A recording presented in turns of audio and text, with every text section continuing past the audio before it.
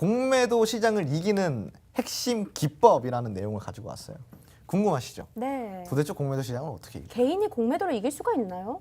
그럼요. 예, 이길 수 있죠. 오. 이 공매도에 대한 성격만 우리가 잘 파악을 한다 그러면은 네. 공매도 시장 충분히 이길 수 있습니다. 사실 이런 말 하면은 이제 좀 돌팔매질 받을 수도 있는데 네. 저는 개인적으로 공매도 시장을 더 좋아합니다. 아. 네. 예. 왜냐하면 더 활용할 수 있는 네. 부분들이 많기 때문에 기법을 통해서 네. 다양한 기법을 통해서 네 어찌됐건 이제 이런 핵심 비법을 오늘 알아볼 건데 내용을 들으시면은 별거 없을 수도 있어요. 근데 이제 되게 기본 중에 기본인데 이 기본을 못하기 때문에 이 공매도 시장에 좀 휘둘린다라고 생각하시면 좋아요. 자, 공매도 의미 한번 볼게요. 이 한자 보이시죠? 자, 빌공, 팔매, 그리고 건널도. 그래서 공매도. 한마디로 없는 것을 판다라는 의미입니다. 있지도 않은 거를 판다 이거예요. 어디서? 남의 거 빌려서. 자, 이제 공매도. 이제 이 공매도라는 거는 기본적으로 이제 없는 것을 판다라고 했잖아요. 이거 많이들 아실 텐데 조금만 더 추가 설명해 드릴게요. 한마디로 내가 있지도 않은 이 물건을 가지고 남의 것을 빌려다가 매도를 하는 거예요. 그래가지고 주가 하락을 조장을 하는 겁니다. 그런 주가 하락이 되죠. 그럼 이거를 어느 정도 기간 내에 다시 갚아야 돼요. 이 거래일 후에 한 3일 뒤에 갚아야 되는 거예요. 자 그러면은 떨어졌을 때 내가 10,000원짜리를 8,000원까지 떨어져서 8,000원에 사서 갚아버리면 2,000원의 시세 차익을 남겨먹는 겁니다. 그래서 이제 공매도라는 거는 없는 것을 판다라는 좀 의미라고 생각하시면 좋을 것 같고 일단은 공매도에 대한 자격을 한번 알아볼게요. 네, 자 첫 번째로는 기관 투자자, 외국인 투자자 이렇게 있어요. 그리고 개인 투자자도 공매도를 할 수가 있습니다. 뭐 어떻게? 전문 투자자로 등록이 된 개인 투자자 같은 경우는 할 수 있어요. 슈퍼개미죠. 우리가 흔히 말하는 슈퍼개미. 근데 이제 문제 뭐냐면은 전문 투자자로 등록이 된 이 개인 투자자가 공매도를 할 수도 있지만 이 공매도의 제한이 기관 투자자와 외국인 투자자랑 비슷하냐 아니에요.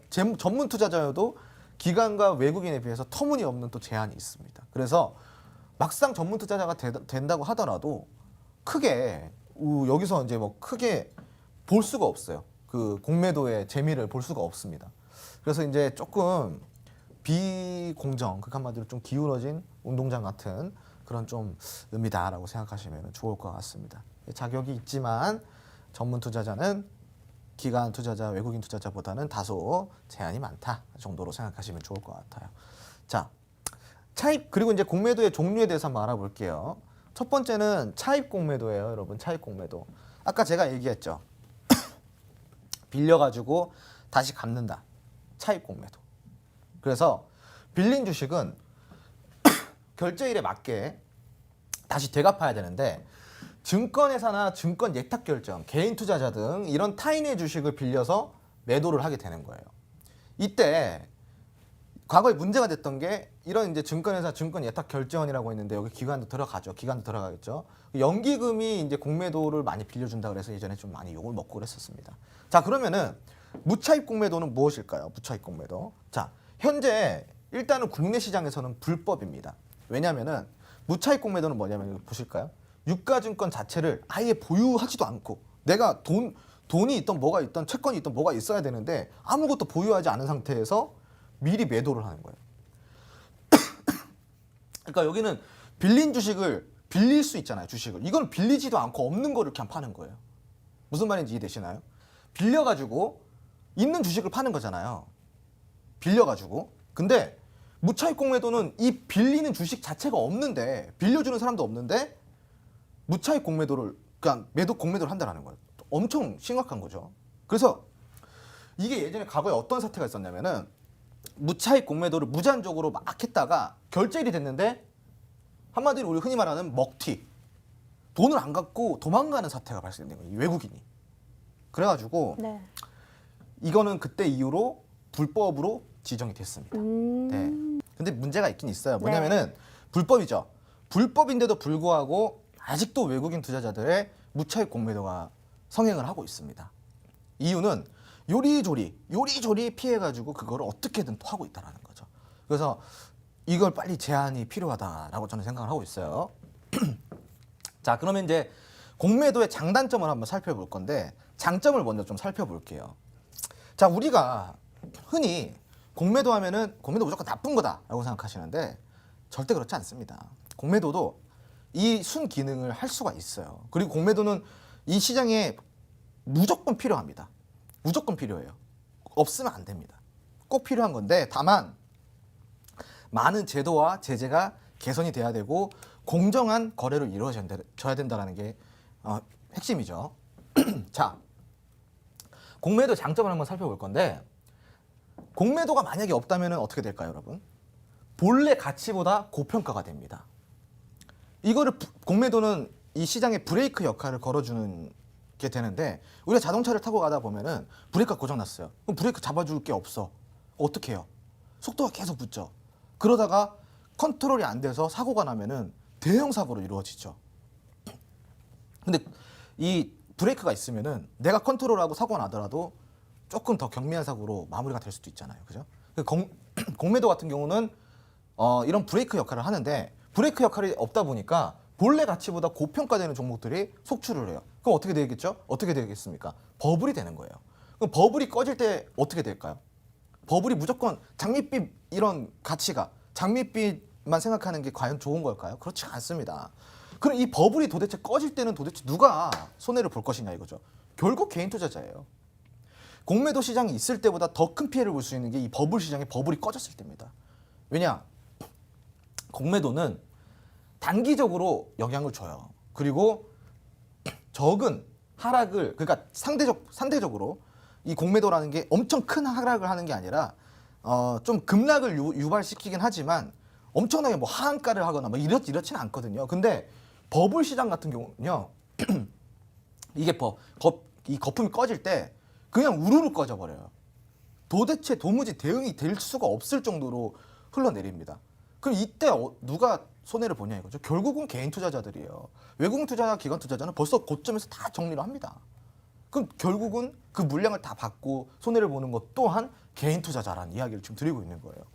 그래서 이런 버블 시장이 되지 않도록 공매도가 그 역할을 좀 해준다라고 생각하시면 좋아요. 원래의 가치. 예를 들어가지고 PER이 막 100이 넘어가는 고평가주가 있어요. 근데 이게 천정부지 계속 올라가. 막 200, 300, 400까지 계속 올라가요. 누군가는 이걸 브레이크를 걸어줘야 된다는 거죠. 그 브레이크를 걸어주는 게 자 공매도를 한다는 거죠. 어떻게? 지금 이 종목은 본인의 지금 가치보다 많이 올라왔어. 이런 객관적인 평가를 내릴 수가 있다는 거죠.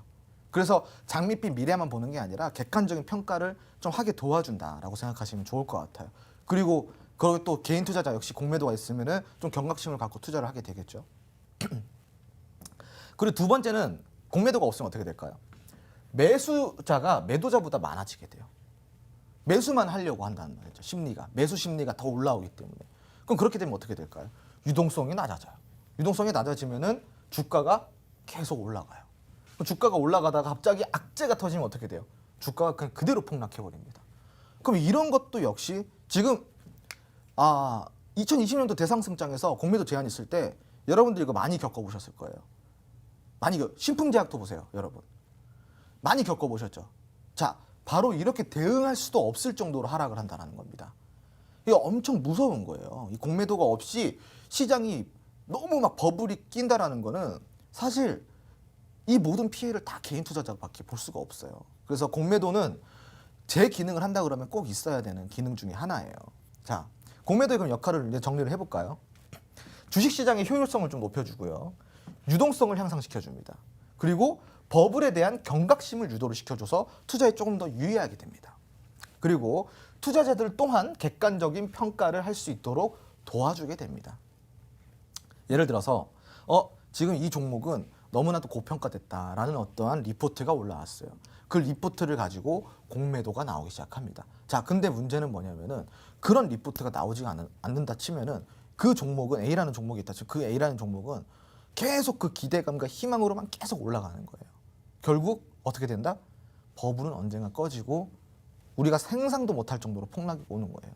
아시겠죠? 그래서 이 공매도는 꼭 필요한 제도지만 이런 우리나라에서 공매도를 안 좋게 생각하는 이유는 아까 제가 이야기 드린 뭐 무차입 공매도라든가 이런 것들이 아직까지도 성행하고 있기 때문에 그런 부분들을 국가에서 막아주지 못하고 있는 부분들 때문에 결국은 공매도를 안 좋게 밖에 생각하는 겁니다. 그래서 이런 부분들 우리가 좀 꼭 명심을 해야 된다라고 생각을 하시면 좋을 것 같아요. 자, 다음으로 한번 살펴볼게요. 공매도의 단점입니다. 자, 공매도의 단점 같은 경우는 개인 투자자에 대한 제약. 할 거면 다 하게 해줘야지. 왜? 이게 무슨 기관의 소유물도 아니고 외국인 투자자의 소유물도 아니고 도대체 왜 개인 투자자한테는 허용을 안 해주는데? 자, 근데 여기서 뭐라 그래? 아니다. 전문 투자자 등록하면 개인 투자자도 할 수 있다. 근데 이거 아까 제가 뭐라 그랬어요? 말도 안 된다 그랬잖아요. 전문 투자 등록하더라도 공매도에 제한이 많기 때문에 기관이나 외국인처럼 공매도를 자유롭게 못해요. 그러니까 한마디로 안 된다 보면 되는 거예요. 자, 그래서 문제가 되는 거예요. 불공정이라는 거죠. 불공정. 이게 가장 큰 단점이에요. 자, 두 번째는 뭐냐면은 우리나라에는 악질 공매도 세력이 너무나도 많다라는 거죠. 악질 공매도 세력이라는 건 뭐냐면은 우리가 흔히 말하는 찌라시 있죠. 찌라시. 이런 찌라시를 일부러 안 좋은 악재 기사를 계속 퍼뜨리고 악재 소문을 계속 퍼뜨려요. 그러고 나서 거기에다가 공매도를 같이 칩니다. 그럼 어떻게 되겠어요? 악재와 공매도가 만나니 주가가 그대로 내려앉게 돼요.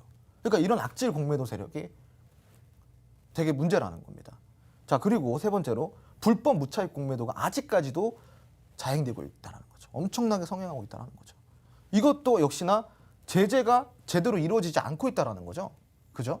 그러니까 이거는 우리나라가 꼭 만들어야 되는 거예요. 이런 불공정을 없애고 제한, 제재 이런 것들을 좀 더 투명하고 좀 더 자유로운 시장이 될 수 있도록 투명한 시장이 될 수 있도록 공매도를 여러분 공매도를 없애는 게 문제가 아닙니다.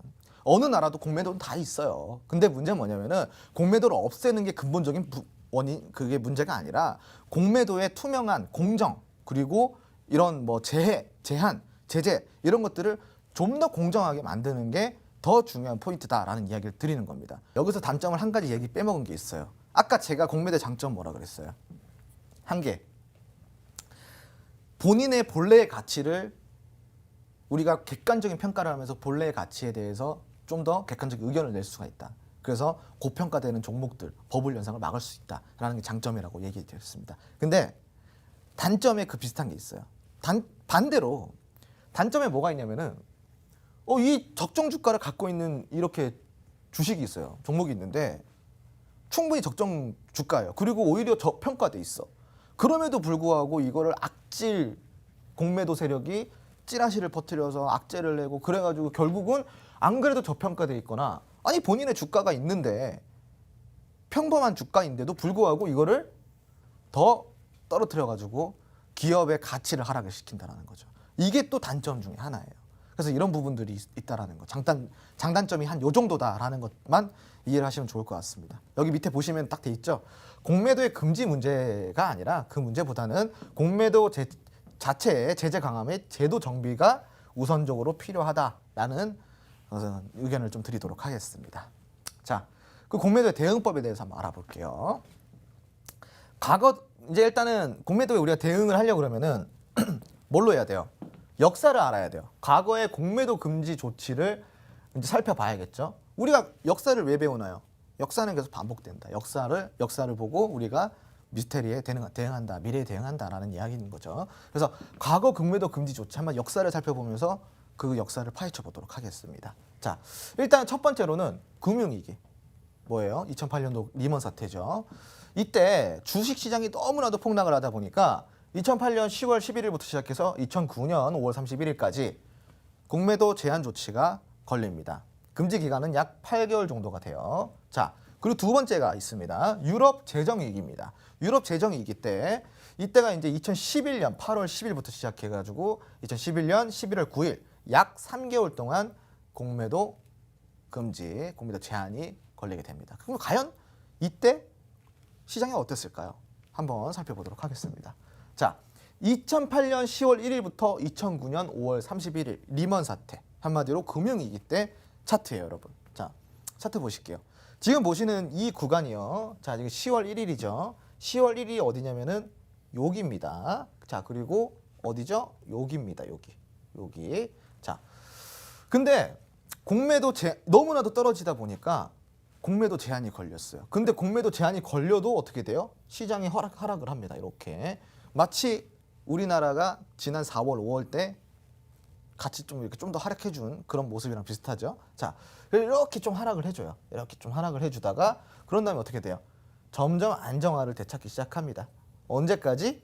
자, 이게 5월 31일까지니까 5월 31일 여기 있거든요. 여기. 자, 여기 이 부분이 이제 공매도 제한이 풀리는 날, 다시 허용이 되는 날, 오케이 허용이 되는 날 여기에요. 여기까지가. 이렇게 어떻게 돼요? 허용이 되는 날까지 시장이 다시 안정화를 찾아요. 그죠? 이렇게 시장이 다시 안정을 찾아요.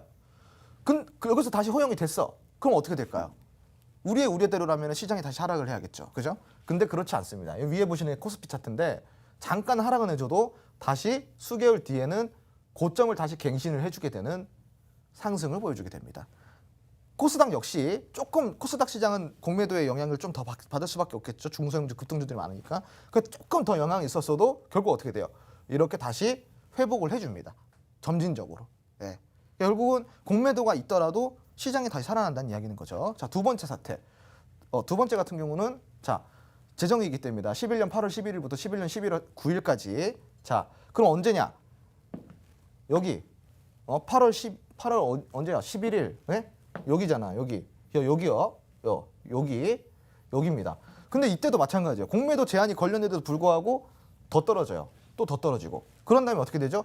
다시 이렇게 올라와 주는데 다시 이렇게 올라와 줘요. 근데 11월 9일까지였잖아요. 11월 9일이 여기예요. 여기요. 이 부분. 근데도 어때요? 여러분. 이렇게 다시 회복을 해주죠. 그죠?